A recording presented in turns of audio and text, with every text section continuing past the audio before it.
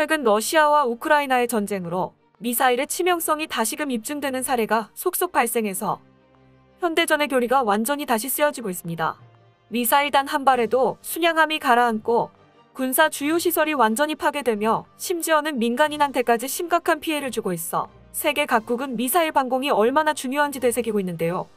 동북아에서도 북한이 탄도미사일을 배치하는가 하면 일본은 평화헌법을 내팽개치고 사정거리 1000km의 타격 무기를 탑재한 구축함을 동해에 배치하겠다고 밝혀 틈새에 낀 한국 역시 방심할 수가 없는 상황입니다. 그 가운데 한국이 최근 공개한 설계도를 통해 해군용으로만 알려졌던 무기체계를 육군에서 미사일 방공용으로 사용하기 위해 개조하고 있다는 사실이 드러나 세계 각국이 주목하고 있다고 합니다. 한국은 이를 통해 갑질하던 미국 무기회사의 소나기에서 벗어나 오히려 이들을 훨씬 상회하는 경쟁력을 갖추고 무기 수출 시장까지 휘어잡을 수 있을 것으로 예상되는데요. 한번 자세히 알아보도록 하겠습니다. CIWS는 함정의 개함 방공에 사용하는 무기체계로 대함미사일 등 함정을 노리고 날아드는 비행체를 다른 모든 방공 시스템이 요격하지 못했을 때를 대비해 설치하는 최후의 근거리 방어수단입니다. 주로 기관포형과 미사일형으로 나뉘며 컴퓨터와 레이더로 자동 획득한 표적을 향해 기관포형은 화망을 펼쳐서 파괴, 미사일형은 유도탄을 날려 파괴합니다. 이 CIWS가 없으면 함정은 방공망을 돌파한 미사일에 대처할 방법이 없으며 그래서 매우 중요해 보이지만 실제 요격 실험에서는 한 발 한 발의 격추에 너무 오랜 시간이 걸리고 요격에 성공하더라도 너무 가까운 거리에서 격추하면 결국 파편의 피해를 입는다는 단점이 밝혀져서 점차 신뢰도를 잃고 있었습니다. 미군은 미사일과 함재기로 대함미사일을 날리는 모기를 직접 요격하거나 발사된 대함미사일이 함정에 접근하기 전에 조기 차단하는 데에 중점을 두고 있고 궁극적으로는 탐지를 거부하고 공격할 기회를 빼앗는 것이 최우선이라고 여깁니다. 이러한 교리의 집합체가 미군의 스텔스 구축함 주말트급이라고 할 수 있는데요. 게다가 CIWS는 상당한 공간을 차지하면서 가격도 비싼 편이라 예산에 여유가 없는 국가에서는 한 포로 근접 신관탄을 써서 원거리 요격, 예산이 많은 국가라도 CIWS가 들어갈 공간에 차라리 수직 발사관을 더 탑재하는 방향으로 점차 바뀌어가는 추세였습니다. 그런데 이러한 추세를 단번에 바꾼 두 가지 사건이 있는데요.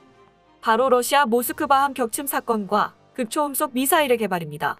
슬라바급 순양함 1번함인 모스크바함은 러시아 흑해함대의 기함으로 지난 4월 14일 우크라이나의 넵튠 지대함 미사일에 피격당해 이튿날 침몰했는데요. 이 사건의 영향으로 흑해함대는 복구할 수 없을 정도로 전력이 약화되어 러시아는 크림반도를 포함한 남부 전선의 안전을 장담할 수 없게 되었습니다.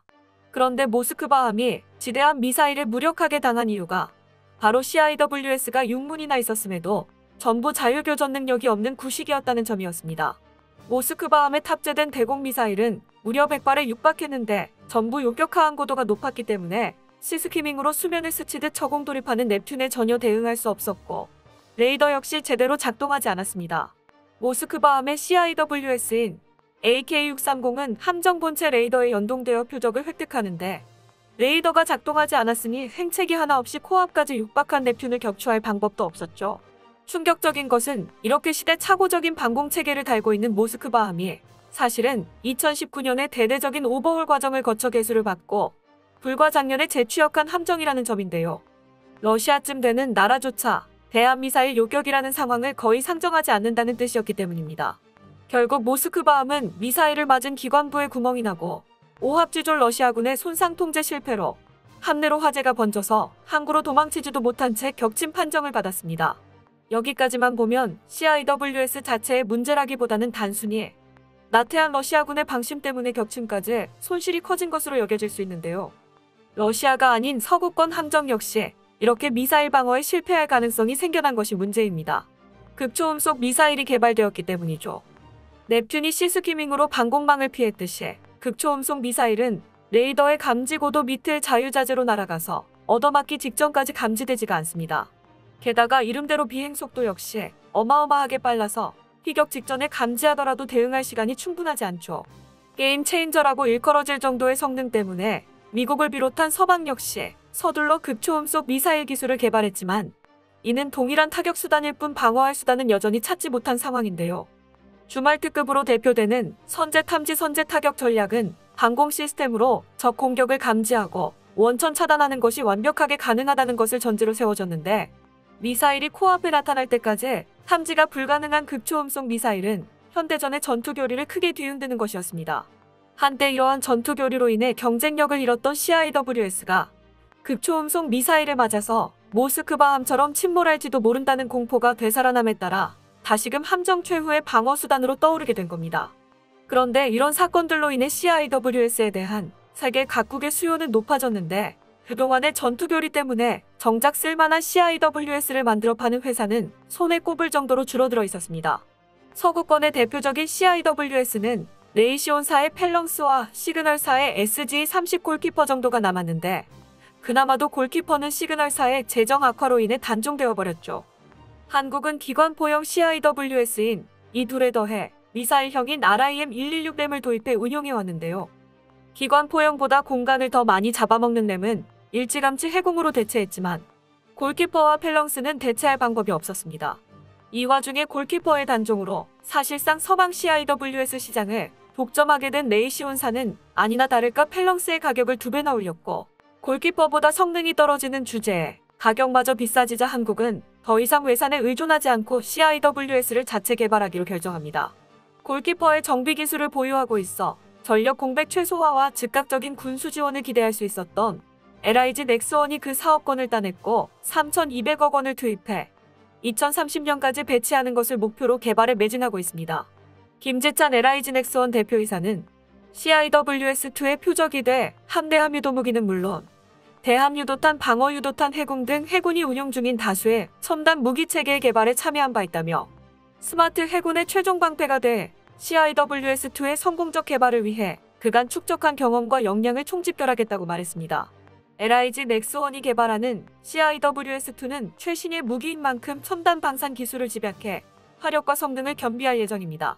골키퍼의 강력한 화력의 원천이었던 GAU-8 어벤저 30mm 7연장 게틀링 중기관포를 탑재하고 기존 기계식 회전 레이더를 월등하게 뛰어넘는 성능의 A사 레이더를 전후좌우와 상부총 오면에 달아 공백 없는 전방위 탐지를 하면서도 골키퍼 대비 1000배나 빠른 속도로 표적을 획득합니다. 이를 통해 다수 추적과 다수 탐지를 동시에 수행해 기존 기관총형 CIWS가 동시다발적으로 쇄도하는 표적에 대한 대응이 힘들었던 단점도 해결했습니다.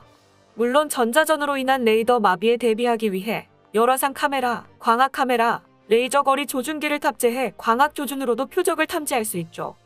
결과적으로 CIWS2는 임무 영역 14km 안으로 들어오는 모든 초음속 대함미사일, 시스키밍 아음속 대함미사일, 드론, 고속정 전투기, 헬기에다 초당 70발의 30mm 포탄을 날려서 완전히 갈아버릴 수가 있게 됩니다. 그러면서도 스텔스 설계까지 적용해 피탄 면적을 최대한 줄여 탐지 거부를 통한 공격의 원천 봉쇄 전략에도 일조하고 있습니다. 이번에 진행된 CIWS2의 지상 실험에서는 이러한 우수한 성능의 무기를 해상뿐만 아니라 지상에서도 응용해보려는 의도를 엿볼 수 있는데요. 이러한 발상은 이미 미군이 지상에서 펠렁스를 응용한 CLM을 운용하고 있어 상당한 현실성도 갖추고 있습니다. CLM은 개조한 펠렁스를 차량 위에 얹은 것으로 미군이 이라크에서 반군이 날리는 게릴라섬 로켓포, 곡사포, 박격포 등을 방어할 간이 시스템에 대한 필요성을 느끼게 된 데서 탄생했습니다.